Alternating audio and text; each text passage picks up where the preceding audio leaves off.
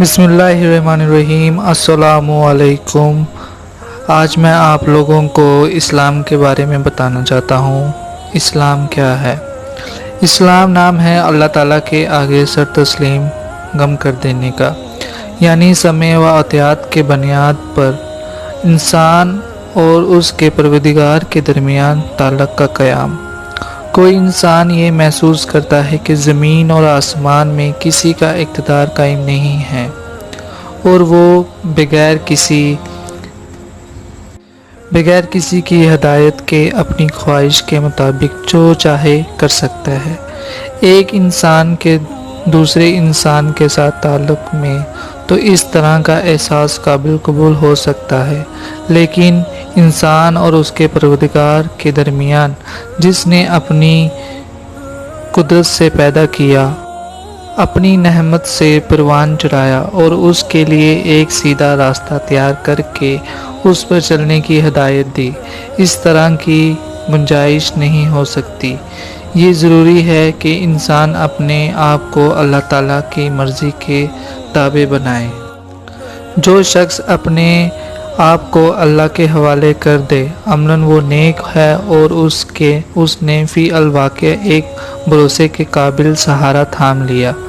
خالق اور اس مخلوق کے درمیان تعلق کی نوعیت اور ہو بھی کیا سکتی ہے، جیسے روح زمین پر کم از کم 2-4 دن گزار کر پھر اپنے خالق کے پاس لوٹنا ہے۔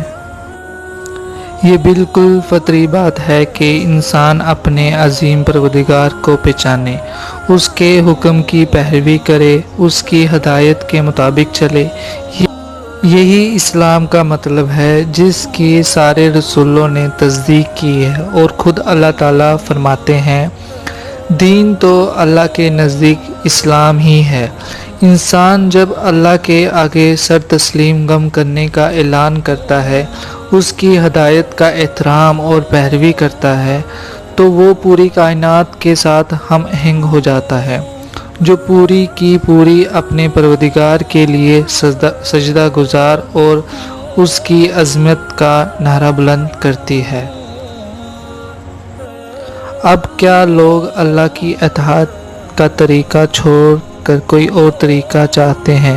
حالانکہ آسمان اور زمین کے ساری چیزیں چاروں ناچار اللہ ہی کی تابع فرمان ہیں اور اس کی طرف سے ہی سب کو پلٹنا ہے۔ وہ غلطی کرے گا جو یہ گمان کرے کہ اسلام دین کا نام ہے، جو 15 سال پہلے حضرت محمد صلی اللہ علیہ وسلم لے کر آئے۔ اسلام تو ان تمام رسالتوں کا عنوان ہے کہ جو ابتدائی تخلیق سے آج تک لوگوں کو ہدایت دیتی چلی آ رہی ہے۔ یہ صحیح ہے کہ اسلام کی حقیقت اپنے کمال اور آخری شکل تک حضرت محمد صلی اللہ علیہ وسلم کی رسالت میں پہنچی، لیکن قرآن کریم نے بلا استثناء تمام نبیوں کے پیغام کو اسلام ہی کے نام دیا ہے۔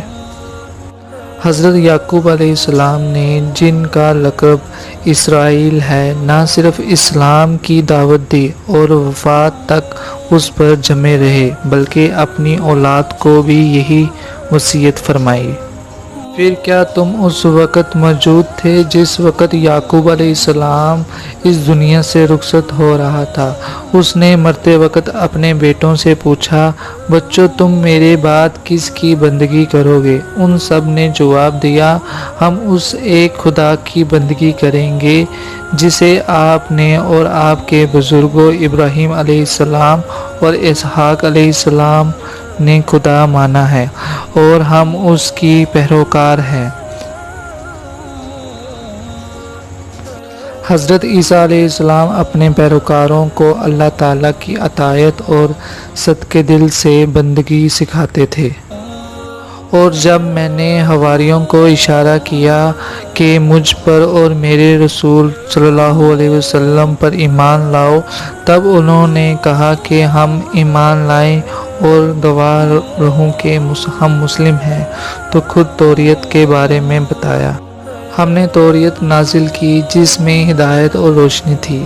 سارے نبی جو مسلم تھے اور اسی کے مطابق یہودیوں کے معاملات کا فیصلہ کرتے تھے، اور اسی طرح ربانی اور احبار بھی اس پر فیصلہ کا مدار کرتے تھے، کیونکہ انہیں کتاب اللہ کی حفاظت کا ذمہ دار بنایا گیا تھا۔ آسمانوں اور زمین کے سب پوشیدہ احوال اسی کو معلوم ہے۔ کیا خوب ہے وہ دیکھنے والا اور سننے والا۔ زمین و آسمان کی مخلوقات کا کوئی خبر غیر اس کے سوا نہیں، اور وہ اپنی حکومت میں کسی کو شریک نہیں کرتا۔ جس نے ہر چیز کو پیدا کیا ہے، ہر معاملات کی تدبیر کر رہا ہے، سماعت و بصارت جس کے اختیار میں ہو، رات اور دن کو عدلتا بدلتا ہو، ہوائیں چلاتا ہو، بھٹکے ہوئوں کو طریقوں سے روشنی میں لانا ہو، انسان کیوں نہ کرے اپنے آپ کو اللہ کے سرپرست۔ جو بھی اللہ کی طرف کوئی بیٹا منسوب کرے یا اس سے اس کے بندوں سے مشابہ کرے، اس پر قرآن کریم کی شدید غصہ کا اظہار کیا گیا ہے۔ اللہ تعالیٰ کی صحیح پہچان کی حقیقت بعد دوسری حقیقت آتی ہے، یعنی اللہ تعالیٰ کی مکمل اطاعت اور پیروی، اللہ تعالیٰ کے آگے خود سرپرستی اور جھکنا، اور دوسری طرف اس سے سرکشی اور نافرمانی ایک ساتھ جمع نہیں ہو سکتی۔ لیکن کیا اس کا مطلب یہ ہے کہ مسلمان کسی معصیت میں پڑ ہی نہیں سکتا؟ صحیح بات تو یہ ہے کہ اگر مسلمان سے معصیت ہو جائے تو یہ اچانک ٹھوکر اور بے سوچے سمجھے کی لغزش ہوتی ہے، وہ فوراً ہی اس پر نادم و شرمندہ ہو کر اس سے پیچھا چھڑاتا ہے۔ کبھی عقل کی روشنی پر گرہن لگ جاتا ہے اور عزم و حوصلہ کی طاقت کمزور ہو جاتی ہے، تب انسان اسلام سے خارج نہیں ہو جاتا۔ حقیقت میں جو لوگ متقی ہے ان کا حال تو یہ ہوتا ہے کہ کبھی شیطان کے اثر سے برا خیال اگر انہیں چھو بھی جاتا ہے تو وہ فوراً چکنے ہو جاتے ہیں، اور پھر انہیں صاف نظر آنے لگتا ہے کہ ان کے لیے صحیح طریقہ کیا ہے۔ اس لیے رسول اللہ صلی اللہ علیہ وسلم نے ایک ایسے شرابی پر لعنت بھیجنے سے منع فرمایا تھا جس کی لت نے اس کی قوت ارادی کو کمزور کر دیا تھا۔ اس میں نوش کے گناہ کی نوعیت وہ نہیں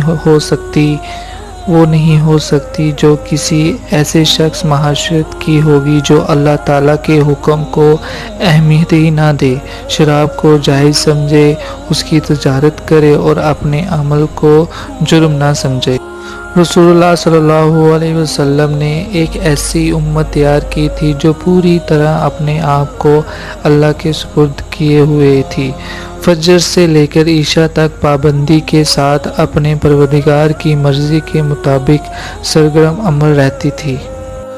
کہو میری نماز، میری تمام عبادت، میرا جینا، میرا مرنا، سب کچھ اللہ رب العالمین کے لیے ہے، جس کا کوئی شریک نہیں، اس کا مجھے حکم دیا گیا ہے، اور سب سے پہلے سرحدات چکانے والا میں ہوں۔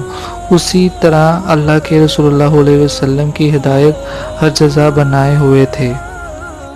اے محمد صلی اللہ علیہ وسلم، تمہارے رب کی قسم، یہ کبھی مومن نہیں ہو سکتے جب تک کہ اپنے باہمی اختلافات میں تم کو فیصلہ کرنے والا نہ مان لے، پھر جو کچھ تم فیصلہ کرو اس پر اپنے دلوں میں بھی کوئی تنگی نہ محسوس کرے، بلکہ سر بسر تسلیم کرے۔ اپنے پروردگار کے آگے سر تسلیم گم کرنا سچائی بھی ہے اور بحث شریف بھی ہے، اور یہی اسلام ہے۔